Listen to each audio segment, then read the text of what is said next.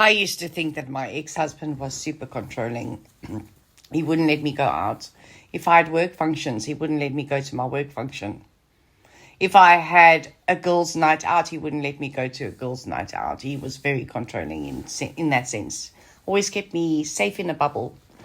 Only once I divorced him and I became a sex worker and I experienced 14 years of debilitating trauma. You don't want to know the trauma I've gone through. I've gone through quite a lot.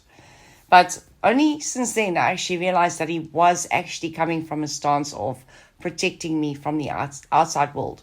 He was 12 years older than me, so he obviously had more knowledge about what people are like. He was protecting me. It was not abusive. It was not controlling.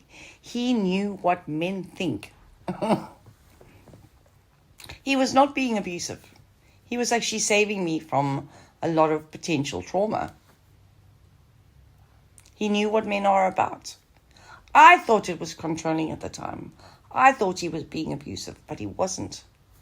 I've experienced far more abuse being a single woman than I have in a marriage, in terms of being married to him in particular. I mean, there's some men you get married to and you wish you were never married to them because they are abusive.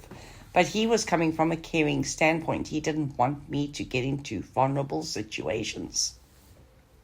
And if you can't see that aspect and you cannot see that perception, then you are going to get yourself into a lot of trouble in the future. Look, I as a single woman, I don't go out. I don't go on girls' nights. I don't go to work functions. I don't do any of these things. I stay home where I feel safe.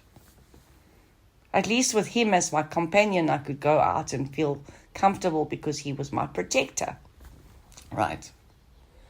So, no, a lot of feminists. Now, I'm a feminist myself, right? But there's a lot of feminists fighting against this stance about men being controlling and not letting you go out and have fun.